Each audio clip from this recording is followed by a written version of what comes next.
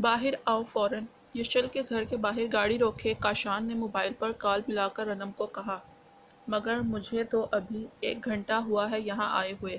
رنم نے اپنے موبائل پر کاشان کی کال دیکھی تو سوچ میں پڑ گئی۔ کال ریسیو کی تو اس کی بات سن کر آہستہ آواز میں احتجاجاً بولی، سنائی نہیں دے رہا؟ کہہ رہا ہوں باہر آؤ فوراً اس وقت۔ کاشان نے اسے ڈانٹ کر کہا اور کال کاٹ دی۔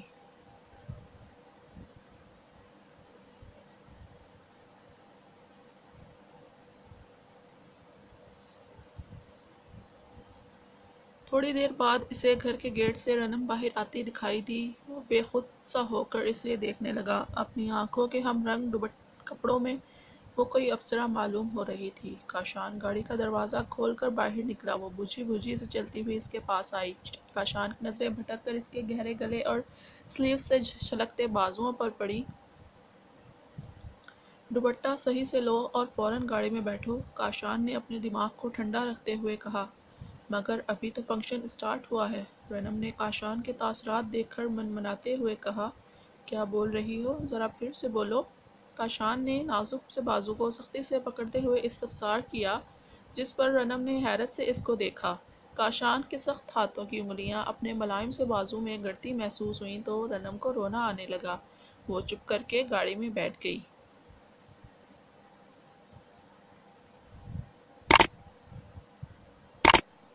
دوپٹہ کھول کے لو اور بازو ڈھکو اپنے۔ کاشان خود بھی گاڑی میں بیٹھتے ہوئے اس کے گلے میں پڑے دوپٹے پر تنقیدی نگاہ ڈالتے ہوئے بولا۔ کاشان کی نظریں دودیا بازو پر پڑے اپنے انگلیوں کے نشانات پر گئیں، مگر وہ اس وقت ترس کھانے کے موڈ میں ذرا بھی نہیں تھا۔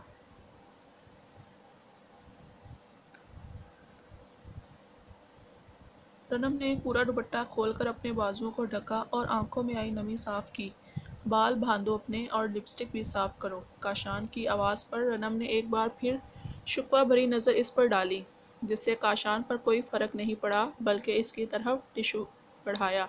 رنم چپ کر کے ٹشو تھام کر اپنے ہونٹوں پر رگڑنے لگی اور بالوں کا جوڑا بنا لیا۔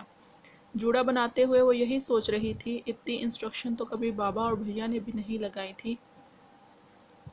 کاشان نے کار اسٹارٹ کر دی تو رنم کو مزید رونا آنے لگا۔ کس بات پر رونا آ رہا ہے تمہیں؟ ایسا کیا بول دیا ہے میں نے؟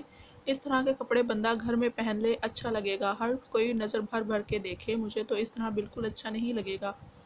کاشان کار ڈرائیو کرتے ہوئے اسے روتا دیکھ سنجیدگی سے بولا، فنکشن میں ایسی ہی ڈریسنگ کی جاتی ہے، بال کھولتی ہیں لڑکیاں، میک اپ کرتی ہیں۔ رنم نے ہمت جمع کر کے اپنے حق میں بولنا چاہا۔ ہاں مگر ابھی تم فنکشن میں نہیں میرے سامنے ہو، اس لیے بال بندھوانے اور لپسٹک چھٹانے کو بولا۔ کاشان نے ڈرائیونگ کرتے ہوئے سرسری نگاہ اس کی روئی ہوئی آنکھوں پر ڈالی۔ بال بندھوانے اور لپسٹک چھٹوانے کا بھی کوئی فائدہ نہیں ہوا۔ دل اب بھی اس کے لیے بے ایمان ہوا جا رہا تھا تو کاشان نے لمبی سانس کھینچی۔ میں آپ کے سامنے میک اپ نہیں کر سکتی یا بال نہیں کھول سکتی؟ مجھے تو اس بات کا مطلب سمجھ نہیں آیا۔ رنم کو رہ رہ کر فنکشن اٹینڈ نہ کرنے کا ملال ہو رہا تھا، پھر کاشان کے نرم پڑنے پر وہ مزید ہمت کر کے بولی، ابھی کے ابھی سارے مطلب سمجھانے والے نہیں ہیں، آگے جا کر اکٹھے ایک ہی بار میں سمجھا دوں گا سارے مطلب۔ اب کی بار وہ رنم کو دیکھنے سے گریز کر کے سامنے ڈرائیونگ کرتا ہوا بولا،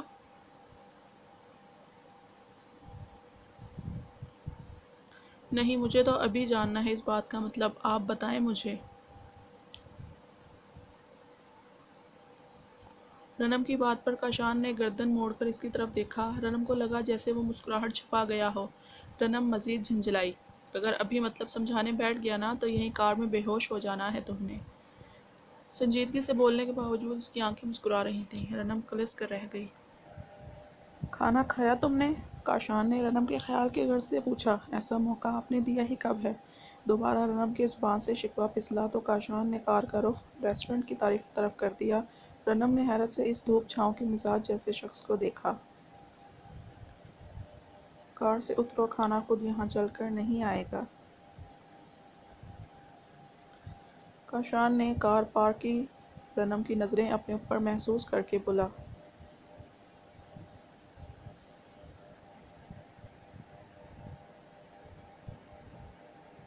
ریسٹورنٹ میں آ کر کاشان نے کیبن بک کرایا اور کھانا آرڈر کیا۔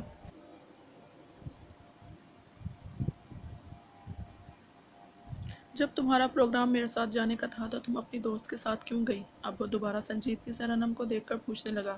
تو آپ اس لیے مجھے وہاں سے لے کر آ گئے کیونکہ میں آپ کے ساتھ نہیں گئی؟ رنم نے حیرت سے اس سے دریافت کیا۔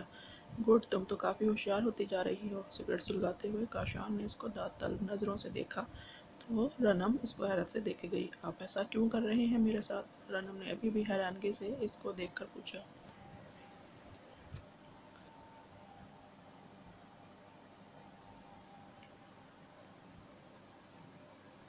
کیسا کر رہا ہوں تمہارے ساتھ؟ وہ اب گہری نظروں سے اس کو دیکھ کر پوچھ رہا تھا۔ رنم اس کی آنکھوں کی تپش سے اپنی نظریں جھکا گئی۔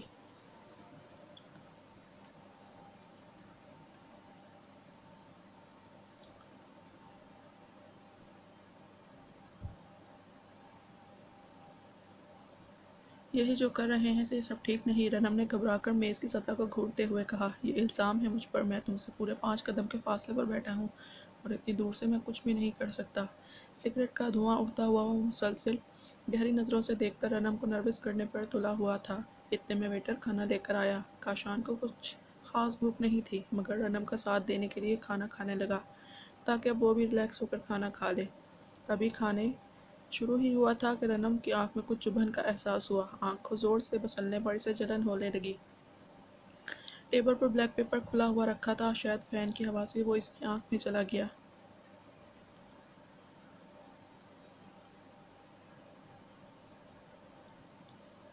ادھر دکھاؤ کیا ہوا ہے؟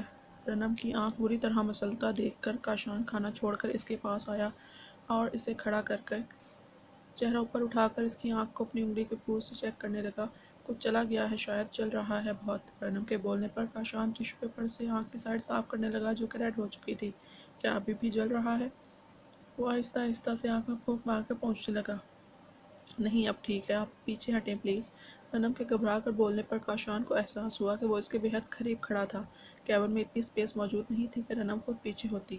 جب اس کی بات کا کاشان نے نوٹس نہیں لیا تو رنم نے کاشان کے سینے پر اپنے دونوں نازک ہاتھ رکھ کر اسے پیچھے کرنا چاہا۔ کاشان نے ٹس سے مس ہوئے بغیر اس کی دونوں نازک ہاتھ اپنے سخت ہاتھوں میں تھام کر نیچے کیے اور اس کا چہرہ ہاتھوں میں تھام لیا۔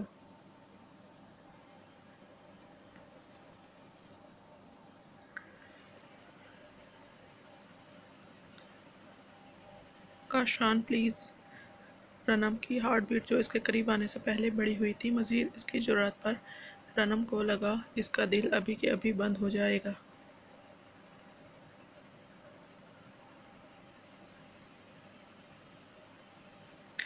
ایک دفعہ پھر میرا نام لو۔ رنم کا چہرہ اپنے چہرے سے اور بھی قریب کر کے وہ اس کے منہ سے اپنا نام سننے کی خواہش کر رہا تھا۔ کاشان مجھے ڈر لگ رہا ہے آپ سے۔ اس کی قربت کو دیکھ کر رنم کی حالت غیر ہونے لگی۔ مجھے بھی۔ وہ اس کے ہونٹوں پر جھکنے والا تھا۔ رنم نے چہرے کا رخ دوسری سمت کیا۔ یار رنم کے کان کے جھمکے نے کاشان کے چہرے کو چھوا اور کاشان نے اپنے ہونٹوں سے اس کے جھمکے کو سحر آمیز لمحے کو موبائل کی بیل نے توڑا تو کاشان سحر سے آزاد ہوا۔ پیچھے ہٹ کر پاکٹ سے اپنا موبائل نکالا اور کال ریسیو کی۔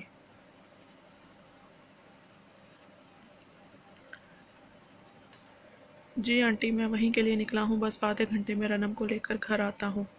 یسریٰ سے بات کر کے کال رکھی۔ رنم ابھی بھی ویسی کی ویسی کھڑی تھی۔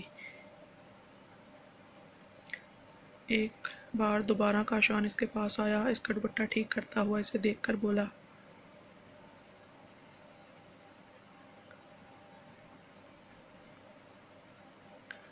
چلو گھر چلتے ہیں، آنٹی ہمارا ویٹ کر رہی ہیں۔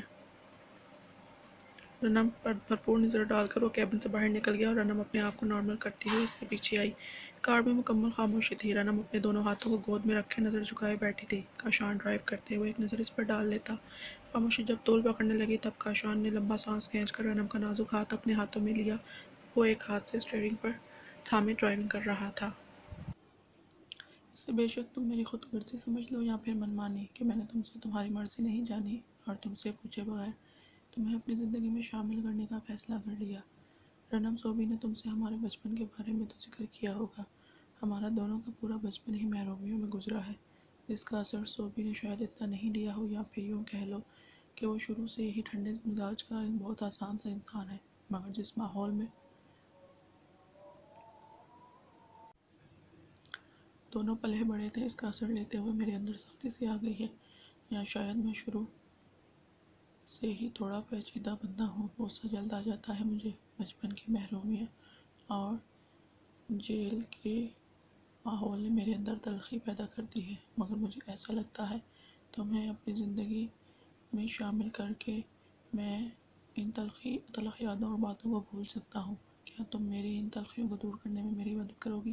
پرامس کرتا ہوں پوری ایمانداری کے ساتھ تمہیں اپنی زندگی میں شامل کر کے خوش رکھنے کی کوشش کروں گا۔ میری زندگی میں جو بھی خلا رہ گیا ہے اس خلا کو تمہاری موجودگی پر کر سکتی ہے۔ کیا میں تم سے امید رکھوں کہ تم میرا ساتھ دو گی؟ کاشان نرم لہجے میں اس کا ہاتھ تھامے اس سے پوچھ رہا تھا۔ اس وقت وہ رنم کو ایک الگ ہی انسان لگا۔ معلوم نہیں کیوں مگر رنم کا دل نہیں چاہا کہ وہ اس کے ہاتھ سے اپنا ہاتھ چھڑوائے۔ اس نے اپنے سخت ہاتھوں سے بہت نرمی سے رنم کا ہاتھ تھاما ہوا تھا۔ رنم اس کو دیکھ کر مسکرا دی۔ یہ مسکراہٹ یقیناً اس کی آمادگی تھی، اس لیے کاشان بھی مسکرا دیا۔